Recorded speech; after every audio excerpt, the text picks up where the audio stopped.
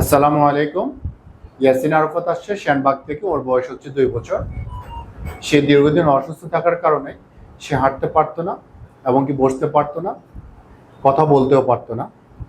ইদানিং অনেক পরিবর্তন হয়েছে এবং কি সে কিভাবে এই পরিবর্তন হয়েছে আমরা তার মার কাছ থেকে বিস্তারিত শুনবো। আসসালামু আলাইকুম। আচ্ছা, ইয়াসিন আরাফাত, আপনি কখন থেকে এই বুঝতে পারলেন যে এই বাচ্চা হাঁটে না অথবা কথা বলে না? কোথায় কোথায় গেছেন আপনারা, কি আসে বিষয় একটু বললেন?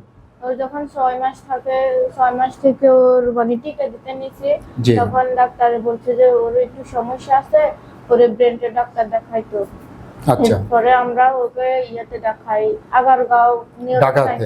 জি, আর ওইখানে দেখানোর পরে এরা শুধু সিটি স্ক্যান করাইছে। করানোর পরে বলছে ব্রেনে অক্সিজেন একটু কম।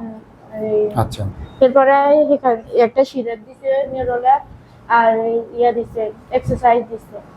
আচ্ছা, এরপর এগুলা করাইছি, আর সে 2-3 মাস ডাক্তার দেখায় না। এরপরে 11 মাস থেকে আবার এই জায়গায় ডাক্তার দেখায়। আচ্ছা। এই যে আপনি ঢাকা, তারপর অনেক জায়গায় আপনি ঘোরাঘুরি করে অনেক ডাক্তার আপনি দেখানো শেষ করার পর কোনো উপকার পাই নাই, এইখানে জীবন আলো হাসপাতালে আপনি কিভাবে বুঝলেন যে জীবন আলো হাসপাতালে একটা চিকিৎসা দিচ্ছে এটা? আমরা নেটের মাধ্যমে দেখছি। আচ্ছা, আপনার তার মানে হচ্ছে ওনারা অনেক জায়গায় ঘোরার পরে, অনেক ডাক্তার, অনেক কবিরাজ, অনেক ওষুধ খাওয়ার পরে কোনো কাজ না হওয়ার পরে ওনারা একটা ফেসবুকে অ্যাড দেখে, আমাদের জীবন আলো হাসপাতালের একটা অ্যাড দেখে, অ্যাড দেখার পরে ওনারা সরাসরি আমাদের এখানে আসে। আচ্ছা, আপনারা যখন এখানে আসছেন তখন আপনারা কোন ডাক্তার দেখাচ্ছিলেন? আমরা ইমাম হোসেনকে দেখাইছি। আচ্ছা, ডাক্তার মোহাম্মদ ইমাম হোসেন স্যারকে ওনারা জীবন আলো হাসপাতালে দেখাইছিলেন। এই ইয়াসিন আরাফাত বসতে পারে না, হাঁটতে পারে না, কথা বলতে পারে না, এই জন্য ওনারা আমাদের জীবন আলো হাসপাতালে ডাক্তার মোহাম্মদ ইমাম হোসেন স্যারকে দেখাইছিলেন। আচ্ছা, এই আপনারা কত মাস যাবত আপনার বাচ্চাকে আমাদের ডাক্তার ইমাম হোসেন স্যারের আন্ডারে এখনো আছেন?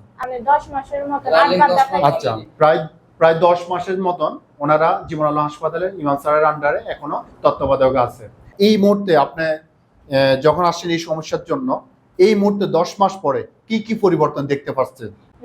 সবাইকে চিনে, সব আমরা এক্সারসাইজ করলে এক্সারসাইজ করে হাঁটতে পারে, কোনো কথা বললে শুনে বুঝে। আচ্ছা, আর উঠতে গেলে উড়ে। আচ্ছা, তার মানে আপনি বলতে চাচ্ছেন 10 মাস আগে সে কিন্তু হাঁটতে পারতো না, সে কিন্তু কোনো কথা বলতে পারতো না, তার মেমোরি যতই আপনি কথা বলেন সেই মেমোরিগুলো সে লোড নিতে পারতো না।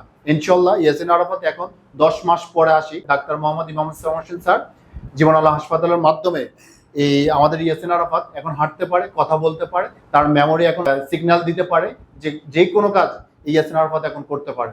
তো আমরা দোয়া করি ইয়াসিন আরাফাতের জন্য, সে যেন আরো সুস্থ হয়ে জীবনযাপন করতে পারে।